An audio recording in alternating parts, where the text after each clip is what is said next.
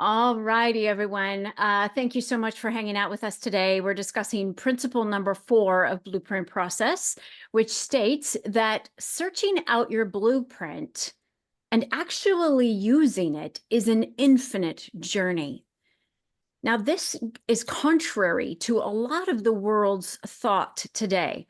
A lot of the world's thought, even in our education system, is that at some point you're done. Whether you're done with your first 12 years or your undergraduate or master's work or PhD work or whatever, even certifications in industries, at some point you are done. You've accrued your hours for the year or whatever, and now you're done. But I think all of us know intuitively that life is this ongoing journey in which we need to keep learning. And one of the ways that we talk about that in Blueprint is we're waking up. We continue to wake up to who we are and how we add value to this world. Now, this waking up is what the Blueprint process and its practitioners are here to help you do. As I mentioned in the initial video about today's call, seeing your own blueprint is nigh on impossible because you're so close to what comes to you naturally that it's hard for you to, first of all, identify it. And second of all, to think that it's great and think that it's to be of use. I talked in that promo video about how we're all like gems, and underneath a bunch of dust and accumulation, we are brilliantly composed. But because we've got all this accumulation on our gem-like state of other people's expectations, our job descriptions, what people think of us and who we are and how we add value to them, all of this stuff adds layers of dirt over time. And it's not that it's all bad, but it might not be correct. So the practitioners and the blueprint process, we're here to act as a mirror so you can actually see your original gem-like state. But that gem is multifaceted. As you know, with real gems from the earth, they are multifaceted. You could look at them every single day and find a new facet, a new understanding of the gem. You might take it into different light and see it in a whole new way than when you were in the other light. This is how our blueprint is as well. So in the beginning of the blueprint process, a lot of what we're doing as practitioners is actually just uncovering. Let's get rid of all this stuff. Let's get rid of other people's expectations of you. Let's get down to God's expectations of you. Who are you meant to be in this world? What value are you meant to add? The only way we know that is actually researching your blueprint. So in the beginning of the blueprint process, we're doing a lot of listening. We ask questions to help dive beneath the surface of your circumstances, your conditions, your relationships, and get to that gem of whom you are and who God needs you to be at this point in the world's history. But it doesn't stop there. I had no idea when the blueprint process was kind of downloaded to me. I had no idea about the rest of the story. And that's what I refer to as the graduate program is all about. Okay, yeah, we now know the state, the nature of your gem. We've studied all of its nuances. But what's the point of knowing all that stuff if we're not going out consistently and applying it? And that's tracking back to blueprint process number 4, that infinite journey, this process of uncovering your blueprint and using it to achieve your purpose is an infinite journey. You'll never be done. For example, I've known mine since 2006, and I still today stand in front of my blueprint and am aware of new things, not only new ways of using it, but new ways in which those blueprint items interact with one another. and new ways of value that I never understood before. Because your blueprint is so much more than a dictionary definition. When we identify your blueprint, the practitioners and I, we're identifying close to 100 items in your blueprint. And that's awesome, right? That we unpack, that you have 100 tools that you can go forth and conquer with. That's awesome. But again, we want to help you actually use those things. And in the use of those things, we uncover new meaning to just a single item, let alone the entire blueprint as it interacts with itself.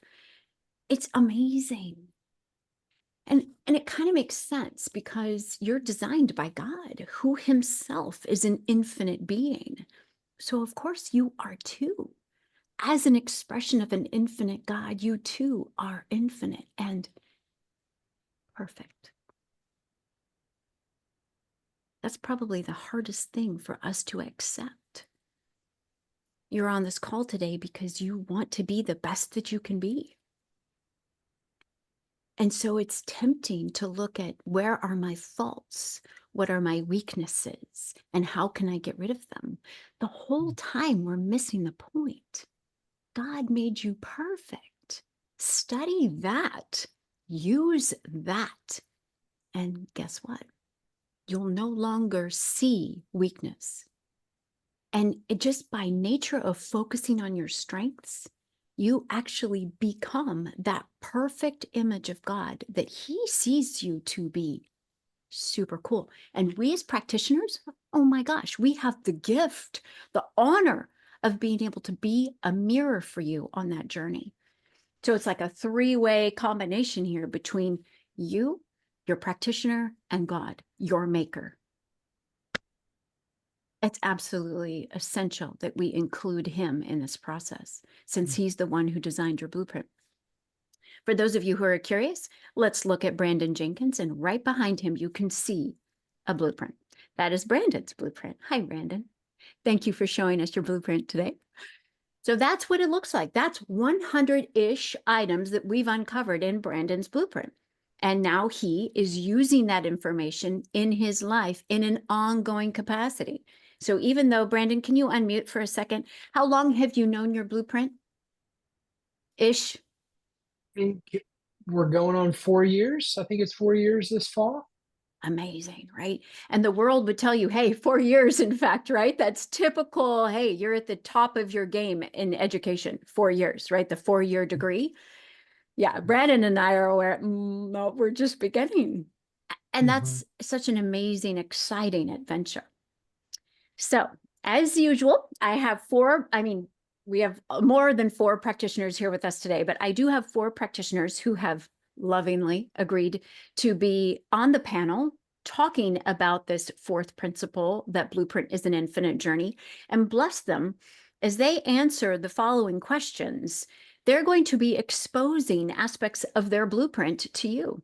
And by way of helping you not only understand from someone who's been there what it's like to go through the blueprint process, yes, but another goal behind these Purpose Pursuer webinars is that you get to know the practitioners.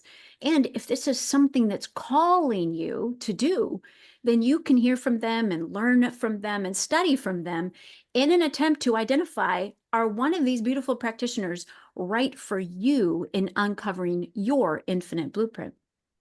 So please feel free to put questions in the chat or follow up with one of us afterwards. You can go to blueprintprocess.com, and I recommend it. You can see all these practitioners, learn more about them, and even reach out to them individually.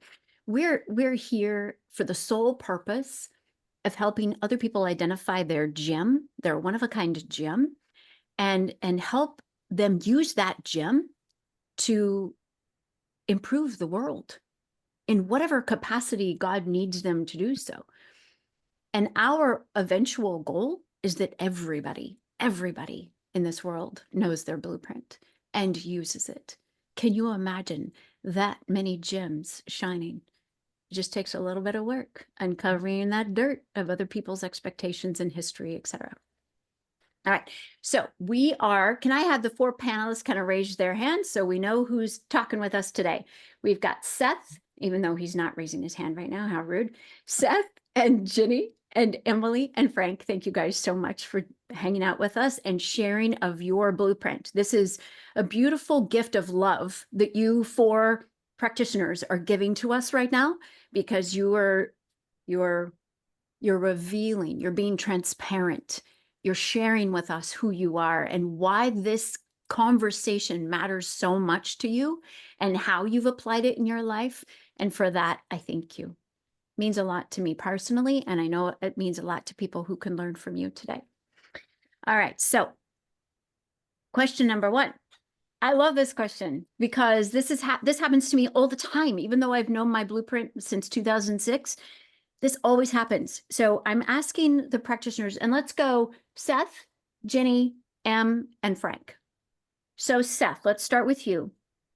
What is one blueprint item? And I know this probably has happened with other blueprint items, but what's one blueprint item that's coming to you right now that you and I identified however long ago, but since we identified it, since we put it into that blueprint map that's behind Brandon, you have since learned new things about it and maybe have even applied it in a way that you hadn't before. Can you share?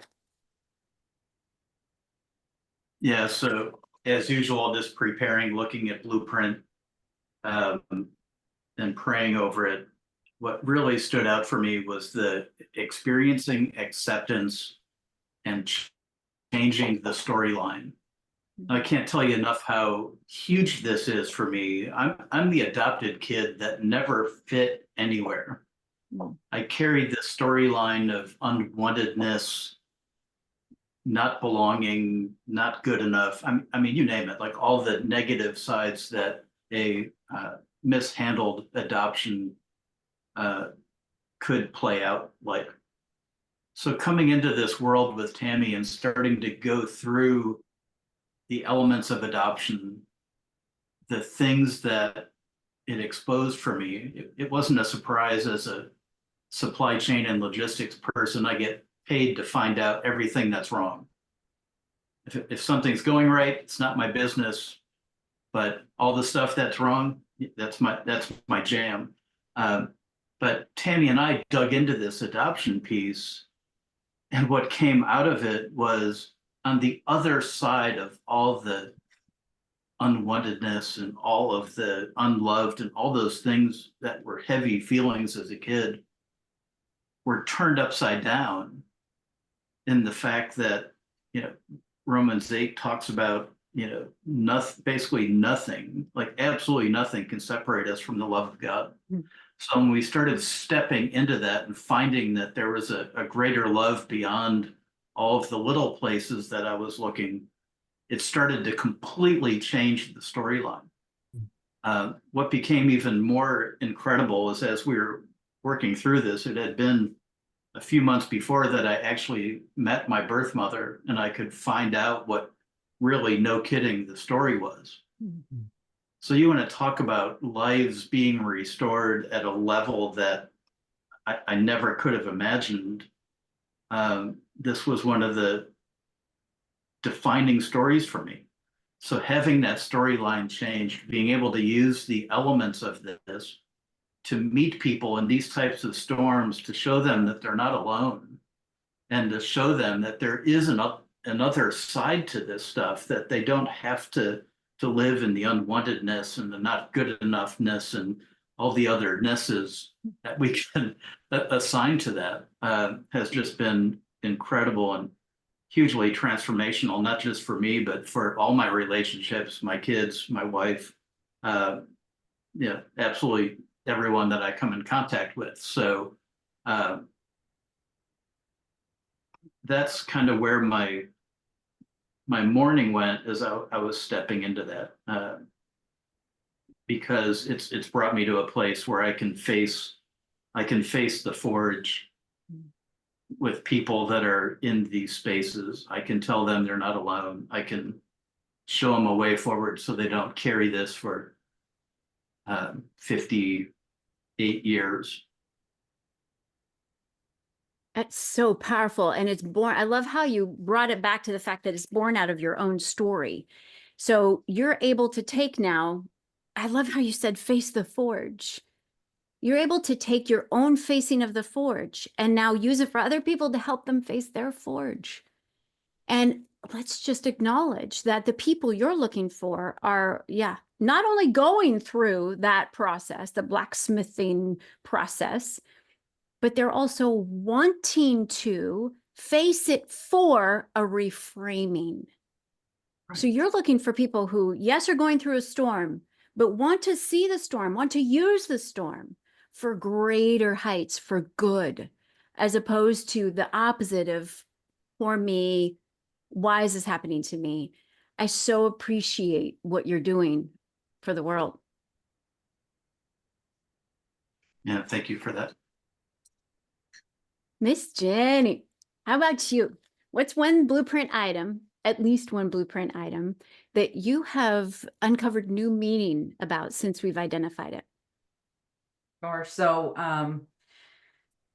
the innate ability to be able to delve very deeply into the dark side so that I can help people transform that darkness into light, and to be able to sit in the darkness for however long it takes until the lightness is ready to emerge. So I've been able to, I've had people my entire life, and I didn't really realize what was going on, come to me in their very darkest moments, and look to me for guidance in how to overcome that. And as Tammy so beautifully said, when you're so close to it, you don't really see that as a positive attribute. And I always wondered, why did I have such an affinity for the darkness, like and being with people in their darkest moments. And and it's that very blueprint that blueprint item that when I tap into that, when my sassafras, as I call her, guides me to bring that about, I bring that to the forefront, and it really can help people transform that darkness into light. I so appreciate that, because originally you were questioning, what is something wrong with me? Like, why are people continuing? Why is darkness attracted to me? Why are people who are going through darkness attracted? I can see how that might have originally made you question yourself. And don't we know that that's kind of the way the world works? It wants you to feel small and insecure about the very thing that you're here to do. And I know, having the honor of hanging out with you on this journey, I know that you have developed resources, tools, proficiencies in this arena because you stepped into it. You've welcomed it, even though maybe you might have been led to feel shame about it or weirdness about it or whatever. You've stepped into it, welcomed it. And because you've gained a lot of proficiency and strength regarding this. And that gem of yours is just shining so much brighter now. It was always awesome. But because we've taken off those layers of shame and weirdness, and now you understand this is why I'm here, you're able to do that even more. Absolutely. And the confidence. Very good point. Thank you. Hi, Em. How are you? Hello, hi. Hi. Can you hear me okay? Yep. You can hear me okay. All right. Usually I do it with my headphones. So I love seeing you all. First of all, it's so nice to see everybody here and to talk about all things Blueprint, and it just makes me really happy. So yes, it's interesting to hear the two before me, because likewise, something that we've identified in my blueprint was something before that, which was kind of a pain point for me. So in my blueprint, I have this value of cutting away, of kind of retreating and creating a blank space and silencing noise. And it was always a natural tendency, but before the blueprint, it always kind of was a source of isolation and kind of sadness for me. But since identifying it with blueprint, it's really helped me to see the value in it. And I think it's a hard thing to square with, you know, when the world says, let's use the currency of time and accomplishment and goals. You know, we're measuring everything by that, and this value has absolutely nothing to do with those things. So it was hard to kind of square that together. But with the blueprint, it helped me to understand its value. And at first, how I kind of grew in that was just kind of setting aside time. I still kind of saw it in the sense of time. I need to set aside time to be quiet or to whatever. And as I grew my understanding and clarity of what this was for me, it was more of a letting go. That's what it was like the humility to let go the urgency of demands, and to just kind of like sink in to a stillness. And in that stillness, for me has come obviously an amazing sense of peace, but also ideas and inspiration. As a creative person, that's where my poetry comes from, and just the world seen as sparkle and glitter as it should be, has come from this very deeply held belief and value that cutting away and sinking into stillness, that creates, that allows that divine voice to kind of come through. So that is how I've grown in kind of clarity around one of my blueprint items.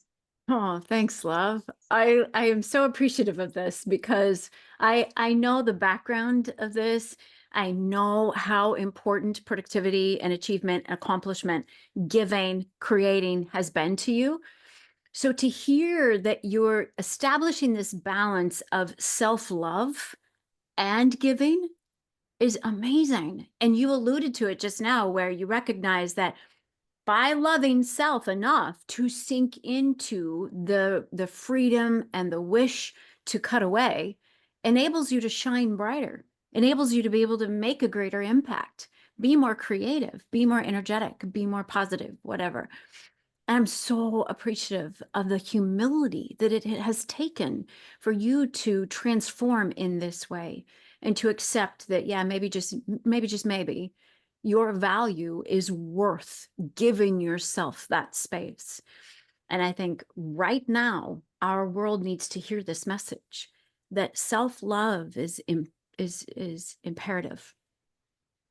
And I'm so appreciative that you have not only realized this, but you've owned it. And now here you are sharing it with other people. It means a lot to me. Thank you. And as Jenny said, you know, just that sense of confidence that those blueprint items really are for value and for, you know, that they have their worth is totally what, you know, ditto. Good point. Yes. Thank you for bringing that up. Yes, that is a really good point. So what we do as practitioners, we first identify all the blueprint items as you see on Brandon's blueprint there.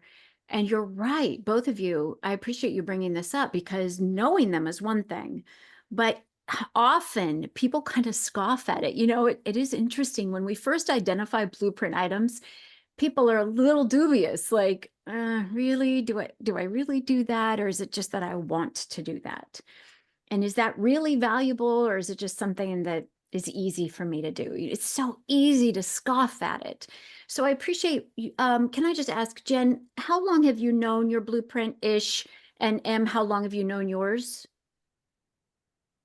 I believe 2 years-ish. Okay, and Em? Oh my gosh. I don't even know. That's fine. It's been probably 2, 3. I could look it up. Oh, But at least, yeah. Probably longer. so you guys are both bringing up something that's really key to this concept of the infinite game, and Brandon too as well, by sharing with us that he's known his for 4 years, and obviously I've known mine since 2006. But the point being that time has allowed each of us, once we know our itinerary, that's not the right word, inventory, once we know our inventory, that's impactful. You know, we see it there on the wall, that's impactful, but it's the use of it that not only impacts others, but it continues to impact us, growing within us the confidence and conviction necessary to get over those speed bumps that inevitably will come. So thank you both for bringing that up. All right, Frank.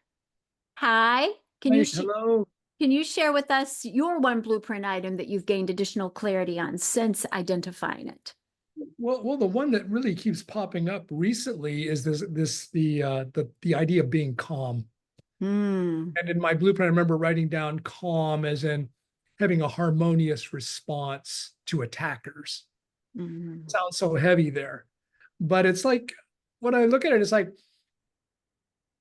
you touched on it, and being calm in really acknowledging the worth, my own worth, that doesn't need to be sold or marketed.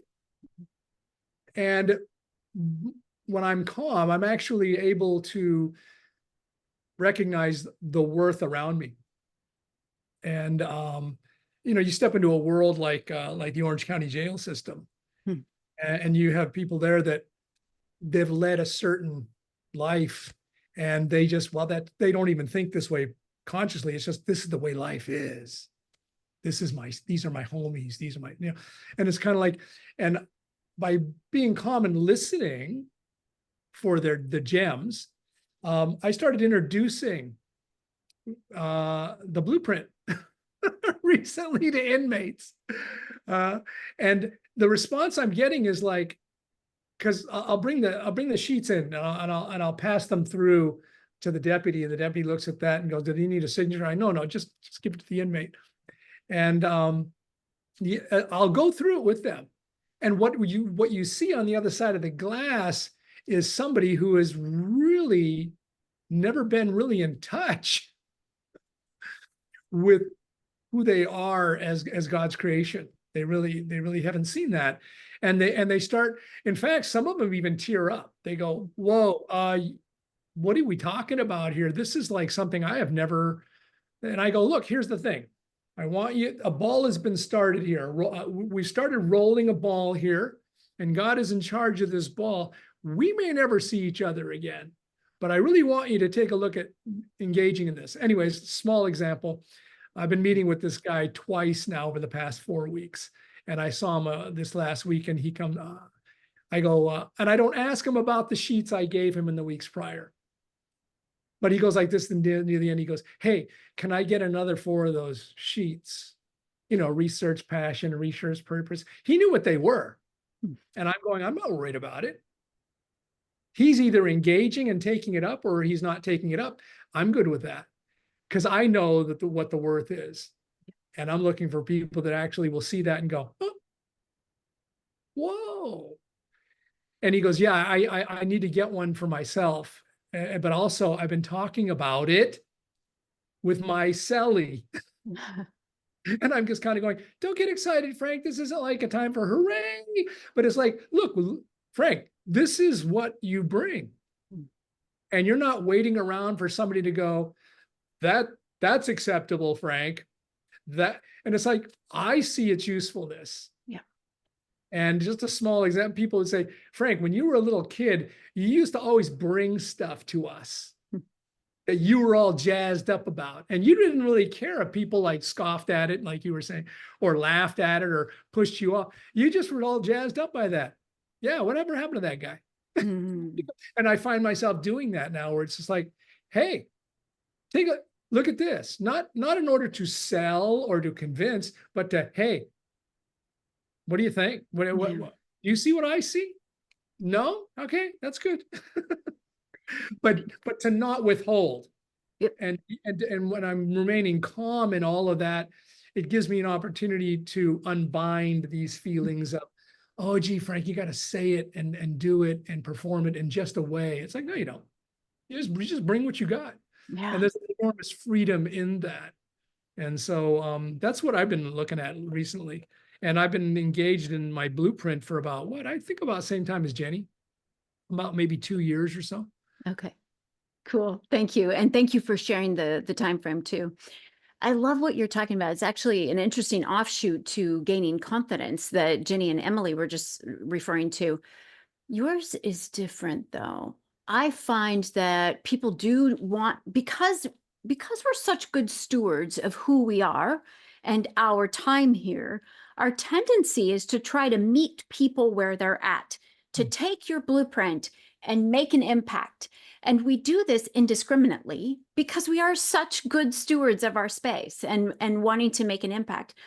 But oh my gosh, how exhausting is it to try to conform your blueprint, whether you know it or not, to the reactions, the feedback that you're getting from all these people? Because you could take your blueprint to 10 people and get 10 different reactions in terms of how much your blueprint impacted them.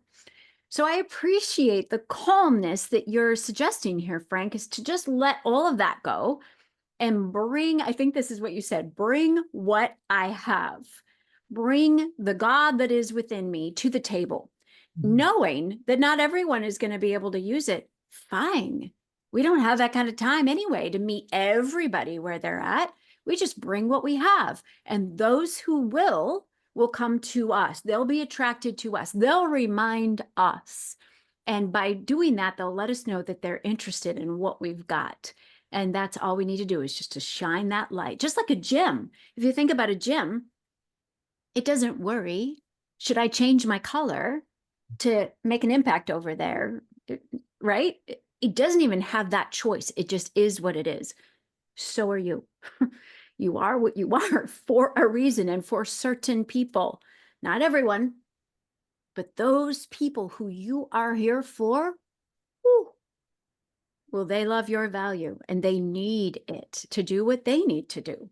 It's this beautiful reciprocal effect when we put out our light. Thank you, Frank. Let's go back to Seth for question number 2. When you get to uncover, Seth, other people's blueprints, and I know in your blueprint, I know you have a lot of skills that you bring to bear on helping other people see their blueprint. But what one do you want to share with us today that you use to uncover other people's blueprints?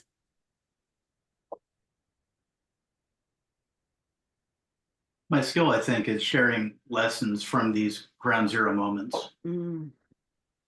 As we went through today, it would be a huge mistake when you hear us talking about desperation and aloneness and isolation and sadness. And this isn't a, oh, poor me thing. This is a recognition of those things that we have felt and lived through. And even in the existence of that stuff, we're still serving others.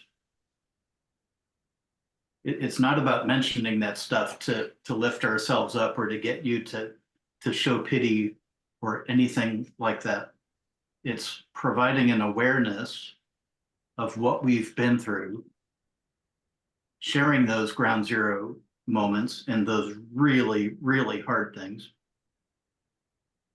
And by the way, living through it sucked a lot more than probably just reading the book. But you can definitely differentiate someone that lived through it versus someone that read the book. The ability to lean into that and talk about brokenness in a way to empower others and show an element of okayness that they're able to admit those things that they're really carrying around. Even the type A, my resume is perfect. I'm vice president of this and CEO of this, and look how wonderful I am. Underneath that leadership can be all of these things that, as we call it, the noxious bag that you carry around with you everywhere that you go, but you'll never talk about. So I think that the superpower becomes being able to safely go into those spaces, to identify that stuff, to talk about things that you've maybe been carrying around for 55 years. In this case, elements of the noxious bag. but being able to do the work to actually finally, no kidding, set that stuff down, I think is where the biggest learning and transformation that I've seen and experienced with other people working with me. As we get there safely, I don't think either of us knew exactly where it was going to end up, but I've had so many experiences where we ended up in a space where we just literally leaned back in our chair because neither of us could have planned it. Mm. Neither of us could have planned it. I love that. And I love too how you talked about basically the way that I'm thinking of the skill that you were identifying is an ability to extract the the necessary, and the things that you're extracting from someone's story is something that they can now leverage for greater good. And that means the world to me, because now people are able to set down those noxious bags of history, of past stories. They're able to let that go because they've extracted what they needed through your help. Jen, how about you? As you identify other people, as you uncover other people's blueprints, what's one of your favorite skills? So in utilizing, as I mentioned earlier, Sassafras, she's my internal spirit guide, and she's insanely intelligent and all-seeing. And so tapping into her when helping others, I'm mirroring and guiding back to them their own solution versus guiding. Mm. So it's not coming obviously from me, it's through me and mirroring that back. Love it. And please correct me if I'm wrong, but the other thing I heard there is you're helping them tap into their own infinite sassafras, if you will. Their own, Absolutely recognizing that. yeah. So they're not dependent upon you and your sassafras. That's the true definition of empowerment. Yeah, absolutely. So utilizing my spirit guide as a mirror so that they can find or identify their own, and then step in front of that mirror anytime they're needing a solution. I'm not advising, so it's helping them see their own solution. Oh, so powerful. And you can see how someone coming to identify their blueprint and then learning how to stand on their own 2 feet is self-sufficiency.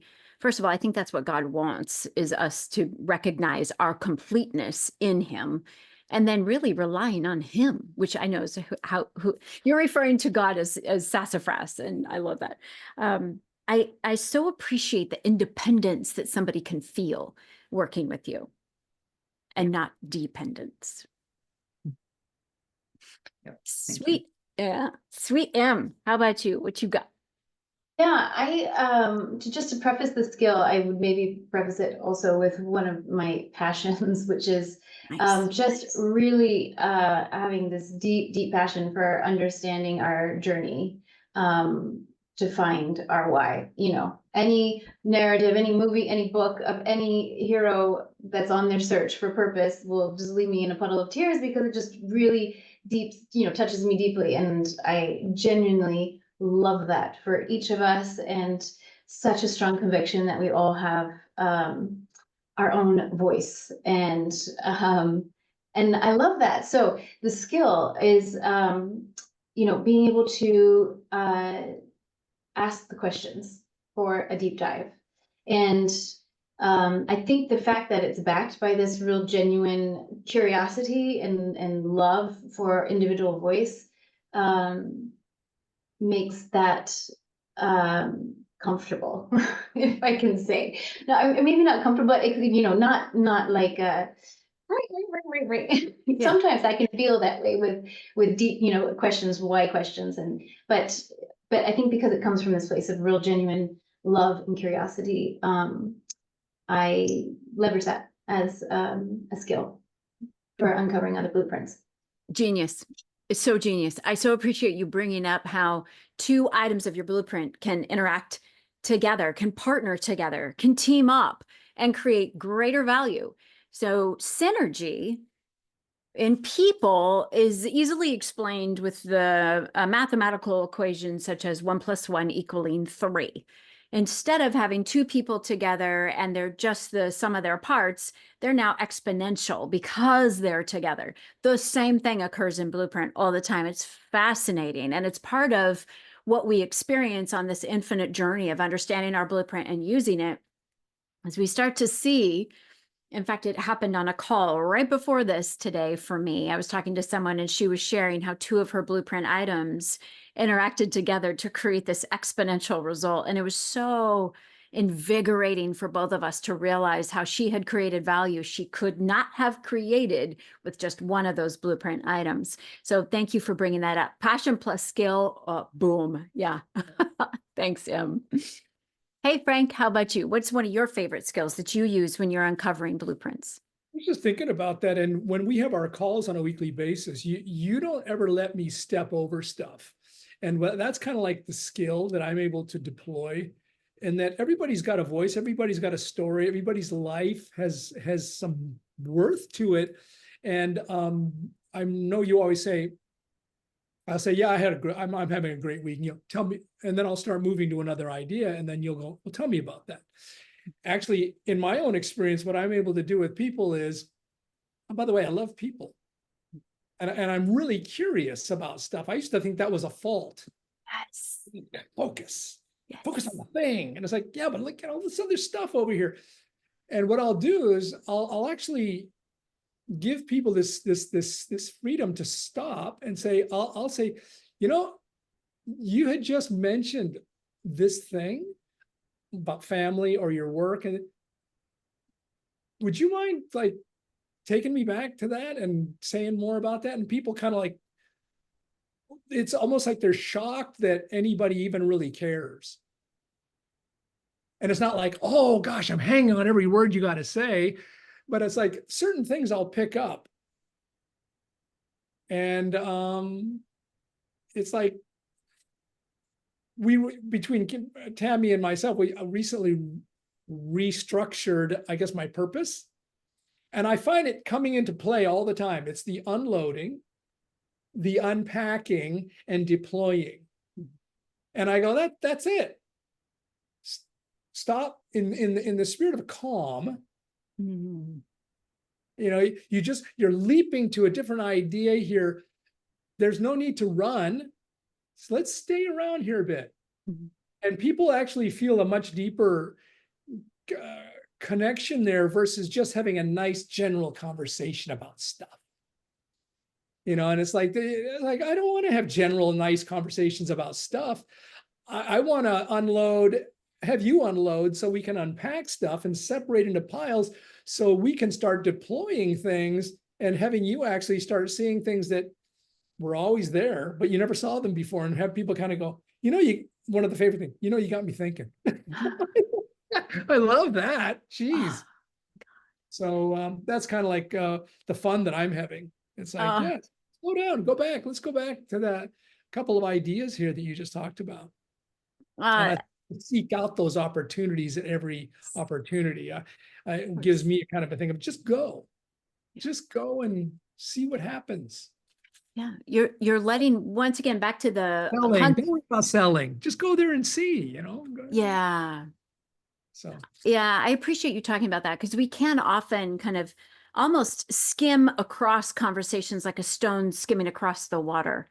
And this is true about all of us as practitioners. And this is leading us into the third question. We find ourselves so fascinated about the uniqueness, the nuances of people. We know that each one is here for a reason. That there are no vacancies.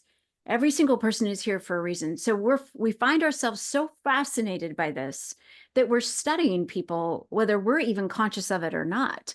And definitely they might not know it, you know, whether they're family, friends, someone speaking on a stage somewhere. We're constantly trying to figure out why people say and do what they do, which is basically the blueprint study. So, Frank, I appreciate you bringing that up. Again, you actually kind of mirrored Emily there in the idea of you have a passion that's connected with the skill, which prompts the doing of the skill. And you find yourself in every conversation, instead of having your own agenda, trying to get back to that mirroring moment where you're able to leave someone with the impact of, look, this is how amazing you are. So it takes us to our third and final question. Seth, we'll go back to you. When have you found yourself studying someone's blueprint, unbeknownst to them, that might have later positively impacted them? We did the lead in here a little bit, in that there's a tendency more for us to lead from the side when we're engaging with people. And we talked about a few examples here of Frank mentioning a topic and wanting to blast on to the next element of the story. But you're with people now that say, hold on a minute, you used words in this space that didn't align with the enormity of what you just tried to blast on by. And granted, the timing may not be right. I mean, we understand that.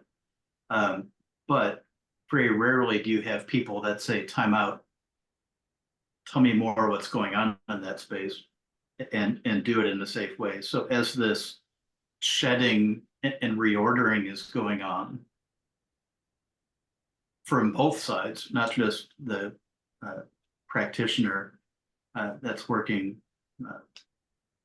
with another person, both sides are shedding and reordering and coming out the other side of the conversation a lot different.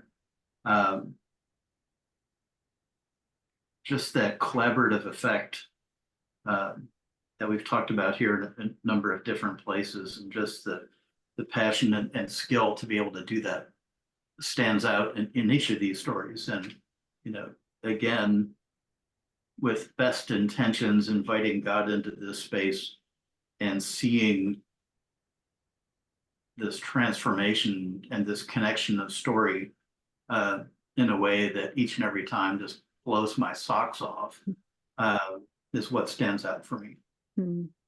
I so appreciate how you brought up the fact that we too are transformed. Yes. Oh my gosh. I am so grateful for that realization finally hitting me after years of doing this, that I'm not this perfect being that is coming to the blueprint process, disseminating my wisdom on you poor peon, that it actually is both ways. And consequently, yeah, I too get inspired and transformed, including in this very meeting. So thank you, Seth, for bringing that up. That is incredibly humble and sincere of you. Jen, how about you? Can you tell us a time where you have observed somebody's blueprint from afar and it might have impacted them for the better later on? Sure. So, unbeknownst to my wonderful hubby, I was creeping on his blueprint. And I just have always admired and noticed his ability for consistency and continuity on an insane level. I mean, we're like the tortoise and the hare. He is so consistent. It's amazing. And, you know, and I've just observed that and was able to quietly support him in continuing on a path that he had wanted to get a certificate and a license for his work for many years, and was able to follow through and obtain that and gain a position at his work with this new license and certificate, and it's just a much better environment overall. But that's been so fun to also recognize. Like for me, I've always thought you got to be go to get anything done.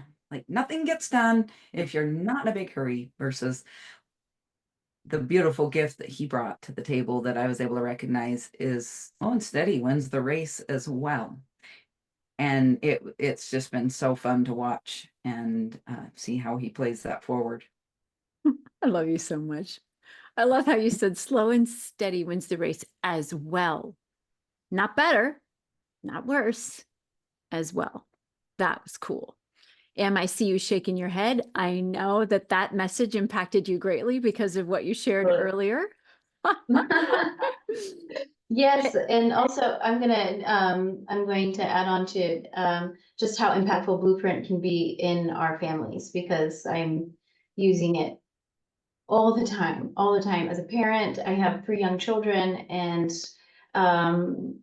this one tool has been so instrumental in just one, having more confidence, 2, having more harmony, and 3, just having more pleasure in being with other people, right? Because we don't all do it the same. And to have a tool, an access point where you are able to meet your children in all stages of life, and just to really be seeing who they are. So I see that in ways, like I said, I'm doing it all the time with my children, but how the further impact of that is also my children have that model for them, and I see them starting to do it for each other, which is crazy cool, and when you can see a 13-year-old not knowing what she's doing, but totally seeing her brother's blueprint and reframing and mirroring for him, just like it almost makes me cry, because I just think it's so amazing. But so I wanted to share that. And actually, I think maybe I'll leave it at that. I have so many stories I could share with how I've been identifying blueprint for my children and how that's helped them. And one very short one, recently my son was trying to decide, he was confused about one of his activities, whether it was something he really wanted to do. And through a conversation about blueprint, we could kind of sift through that and find his way forward. And that made sense, and it was right. And I'm giving you the skeleton of the story without going into the details, but just know that those that are listening to this, how impactful blueprint can be in your family situations, and how beautiful it is to just be experiencing it all together. Girlfriend, thank you. Oh my gosh, what an incredible story. And I know you were just telling us the skeleton, but the idea that your kids don't have to know their blueprint to model your efforts at finding theirs. So one Right. person in a family of 5 Great. is only one person knows her blueprint. And yet the incredible ripple effect that's occurring just from that one person knowing their blueprint.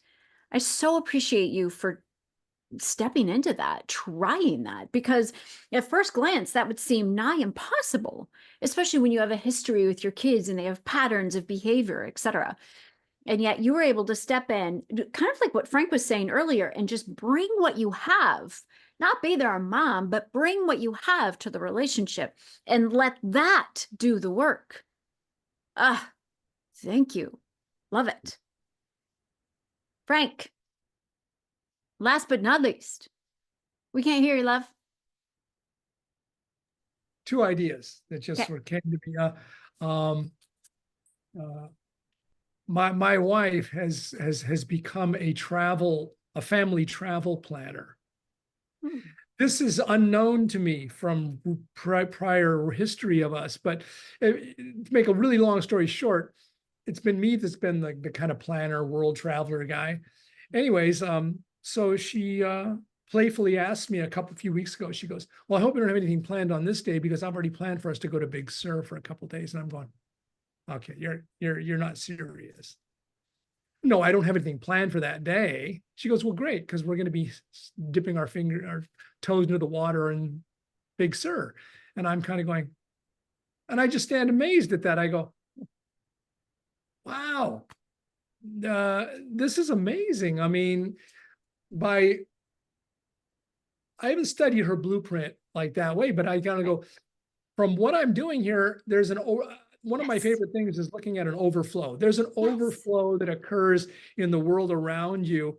And the second idea was this. While we were in Big Sur, I actually thought that I was going to make it back in time to do an evening service at the jail. And I usually take in 2 trainees. They're newbies, right? Anyways, I wasn't going to make it back. And I'm supposed to be the guy. And the guy calls me up and he goes, well, so what do you think? And I go, well, we're 400 miles away. You're going to have to go in. And he goes, you think I can? I go, I totally have confidence that you can do it. Okay. And I go, yeah, just connect with the guys. Okay. Anyways, I asked him a few days later what had happened. He goes, "Oh my gosh." And he was just like all the Twitter about, oh, this and that. Oh, and guess what happened? And this and that. And somebody threw up in the service and everything. It was great. And I was like, no, there was no panic and everything. And it was just like, see, I'm not responsible for the result in that, like, oh gosh, what's going to happen? Is this going to be okay? It's like, look, you're capable. Yeah. You can do it. And I trust you. And everything is good. And my wife would always ask me, well, what do you think about this? And I go, what you've planned is perfect. In fact, let's do more. Wow. Okay. So there's a kind of an unleashing of something. I guess I am capable. No, you are capable. Don't guess. You are, and you are appreciated. So yeah.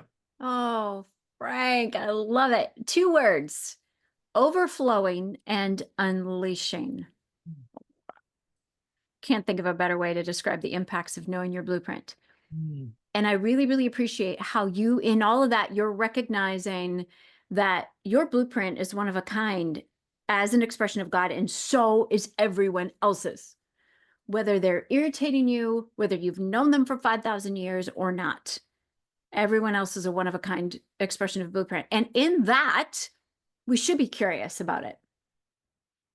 Instead of trying to change everyone to fit our blueprint, like when you were letting that person go into the prison ministry in his own way and not trying to tell him how to do it, you were giving him that power, unleashing his own blueprint on that, whether he knew it that way or not. So your action item thank you guys, thank you panelists so much. Your action item, those of you watching, between now and next Purpose Pursuer webinar, which is September 25th at noon Pacific, we'll have 4 new panelists on, and we'll be talking about one of the principles of Blueprint Process. Now that we've gone through all 4, we've introduced all 4 to you. We will have up on our website shortly, blueprintprocess.com, a PDF document for you of the 4 principles of Blueprint. But between now and then, I would love for you to take this idea from the Blueprint Process practitioners who have shared today of everyone around you has a blueprint. To what degree are you being curious about that blueprint? So my charge is to be curious rather than annoyed. Try that on for size. Love you all much. Thank you to the practitioners for being here today, both those of you who spoke and those of you who listened and supported. You can be grateful today that God made you a one-of-a-kind representative of him for a purpose. Just be grateful for that and honor him for thinking so highly of you that he chose you as a representative of him. Pretty empowering stuff. Love you all. Have a great day.